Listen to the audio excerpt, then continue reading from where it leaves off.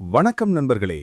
இன்னைக்கு நாம தெனாலிராமனோட இன்னொரு சுவாரஸ்யமான நகைச்சுவையான கதையோட உங்கள சந்திக்கிறோம். அந்த கதையோட பேரு புரோகிதர்களுக்கு சூடு போட்ட தெனாலிராமன்.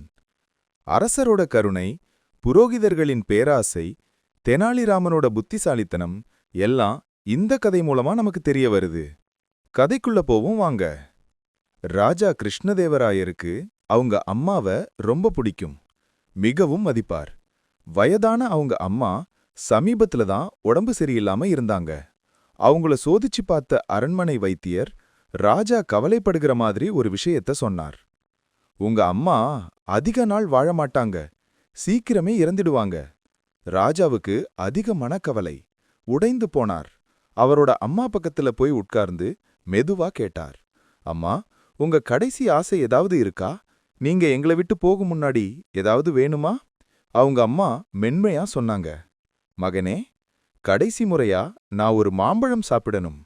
அது மாம்பழம் பருவம் இல்லை என்பதால் ராஜா அவரோட பரிவாரங்களை எல்லா திசைக்கும் அனுப்பி மாம்பழம் தேட வைத்தார். அவர்கள் பல தூர இடங்களுக்கு சென்றும் கிடைக்கவில்லை. அதற்குள் அவரது அம்மாவும் இறந்துவிட்டார். ராஜா மிகவும் நொந்து போனார். அந்த துக்கத்துடன் தனது அரண்மனை புரோகிதர்களை அழைத்து கேட்டார், எனது அம்மாவின் ஆன்மா சாந்தியடைய ஏதாவது வழிபாடு அல்லது சடங்கு இருக்கா?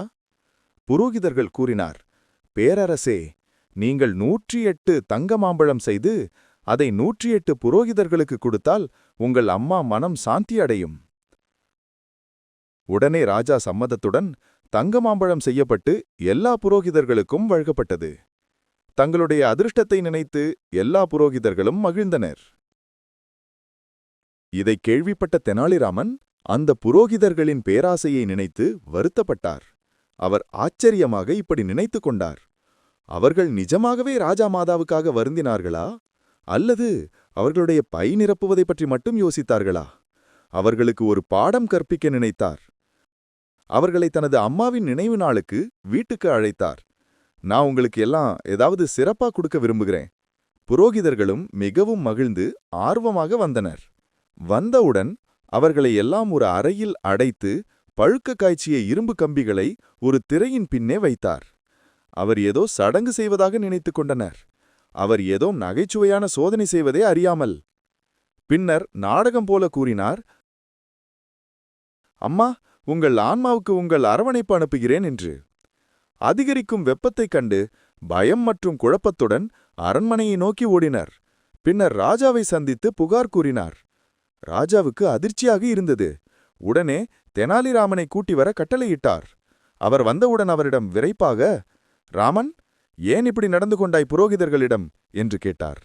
தெனாலி குனிந்து அவரை வணங்கி அமைதியாக கூறினார், பேரரசே, உங்களுடைய அம்மா இறக்கும்போது 108 தங்க மாம்பழம் செய்து அதை 108 புரோகிதர்களுக்கு கொடுத்தால் உங்கள் அம்மா மனம் சாந்தியடையும் இந்த புரோகிதர்கள் கூறினார். என்னுடைய அம்மா இறக்கும்போது மருத்துவர் அவருக்கு வெப்ப சிகிச்சை உதவும் என்று கூறினார். ஆனால் அப்போது என்னால் பொறுக்க முடியாமல் என்னுடைய அம்மா இறந்து போனாள். அதனால் இந்த வெப்ப சிகிச்சையை இந்த புரோகிதர்களுக்கு கொடுத்தால் எனது அம்மா ஆன்மா சாந்தியடையும் என்று இந்த புரோகிதர்கள் கூறினார். ராஜா சிறிது நேரம் திகைத்து பின்னர் புரிந்தவராக வாய்விட்டு சிரித்தார். ராஜா இறுதியாக தெனாலிராமனுடைய புத்திசாலித்தனத்தை உணர்ந்து புரோகிதர்களின் பேராசியின் பின்னர் எந்த ஆன்மீக நோக்கமும் இல்லை என்பதை அறிந்தார். சிரித்துக்கொண்டே ராஜா கூறினார், தெனாலிராமா, மீண்டும் ஒருமுறை உனது வேடிக்கையான செயலால் என்னுடைய கண்ணை திறந்துவிட்டாய். இது எல்லாருக்கும் ஒரு பாடமாக இருக்கட்டும். சடங்குகள் சிரத்தையால் வரவேண்டுமே தவிர பேராசையால் அல்ல. தர்மசங்கடமான புரோகிதர்கள் தங்களுடைய தவறை உணர்ந்து வெட்கத்தால் தலைகுனிந்தனர். ராஜா அவர்களை மன்னித்து இனிமேலாவது தன்னடக்கம் மற்றும் உண்மையுடன் இருக்க பணித்தார். பேராசையும் சுயநலமும் நேர்மை மற்றும் பக்தியை குறைத்துவிடும். உண்மையான சடங்கு முறைகள், நம்பிக்கைகள் இரக்கத்துடனும் நேர்மையாகவும் நடக்க வேண்டும். தெனாலிராமன் போன்ற புத்திசாலிகளால் தான் நமக்கு நகைச்சுவையாக நல்லறிவை புகட்ட முடியும். நண்பர்களே, இந்த கதை நமக்கு நம்பிக்கை என்பது தூய்மையாகவும் நீதி நம்மை வழிநடத்துவதாகவும் அமைய வேண்டும் மற்றும் பேராசையே பல கேடுகளின் காரணமாக உள்ளது என்பதையும் உணர்த்துகிறது. இந்த கதை உங்களுக்கு பிடித்திருந்தால் லைக் செய்யவும், ஷேர் செய்யவும், மேலும் ஆச்சரியமான கதைகளுக்கு சப்ஸ்கிரைப் செய்யவும் மறக்காதீர்கள். தெனாலிராமனின் மற்றுமொரு சுவாரஸ்யமான கதையுடன் மீண்டும் சந்திப்போம். திருடர்களின் கும்பல்.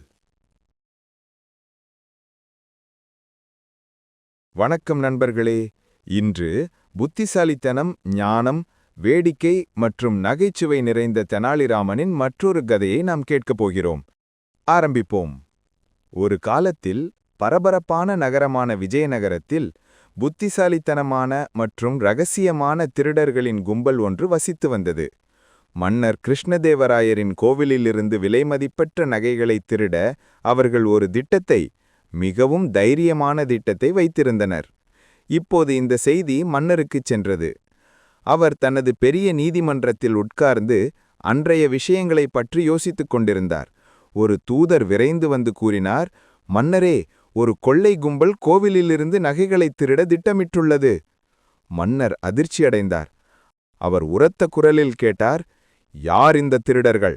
அவர்களை உடனே என்னிடம் கொண்டு வாருங்கள் என்று கூறினார். ஆனால் புத்திசாலித்தனமான ஆலோசகரான தெனாலிராமன் ஏற்கனவே ஒரு திட்டத்தை யோசித்திருந்தார். அரசரிடம் பேசிய அவர், கவலை வேண்டாம் மன்னரே, இதை நான் கையாள்கிறேன் என்று புத்திசாலித்தனமாகச் சொன்னார். பின்னர் அவர் காவலர்களிடம் திரும்பி, எனது அறிவுறுத்தல்களை கவனமாக பின்பற்றுங்கள் என்று கிசுகிசுத்தார். அன்று மாலை தெனாலிராமன் நம்பிக்கையோடு நீதிமன்றத்திற்குள் நுழைந்து சத்தமாக அறிவித்தார், இன்று மிகவும் விசேஷமான நாள், நாம் அதை மிகவும் அசாதாரணமான முறையில் கொண்டாடுவோம் என்றார். அருகில் ஒளிந்து கொண்டு கவனமாக கேட்டுக்கொண்டிருந்த திருடர்கள் குழப்பமடைந்தனர். என்ன இது? அவர்கள் ஏதாவது திட்டமிடுகிறார்களா?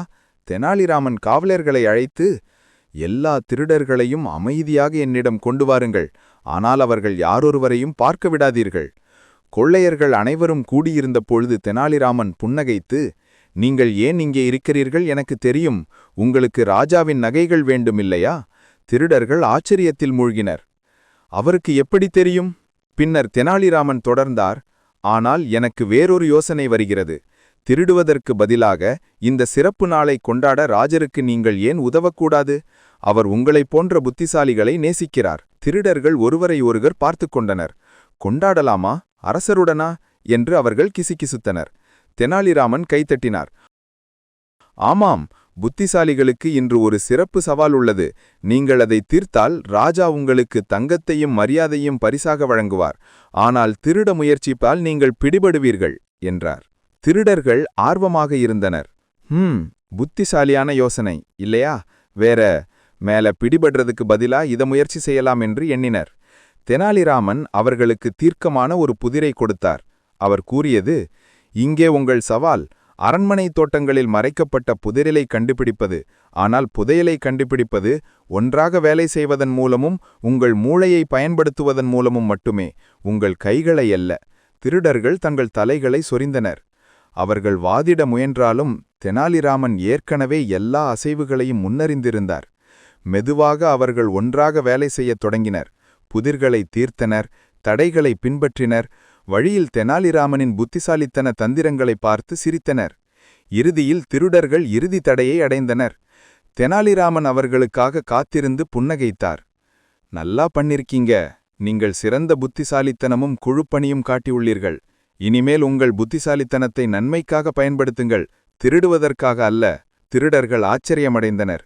இனி ஒருபோதும் திருடமாட்டேன் என்று அவர்கள் உறுதியளித்தனர். அரசர் தனது பால்கனியிலிருந்து பார்த்து கொண்டே மகிழ்ச்சியாக கைத்தட்டினார்.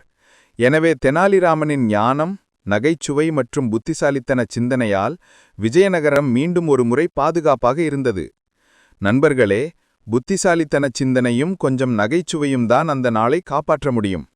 கவலைப்படாதீர்கள், இன்னும் அதிக தந்திரங்கள், சிரிப்பு மற்றும் வேடிக்கையுடன் மற்றொரு உற்சாகமான தெனாலிராமன் கதை விரைவில் வரும். கேட்டதற்கு நன்றி நண்பா. மற்றொரு சுவாரஸ்யமான சாகசத்துடன் சந்திப்போம்.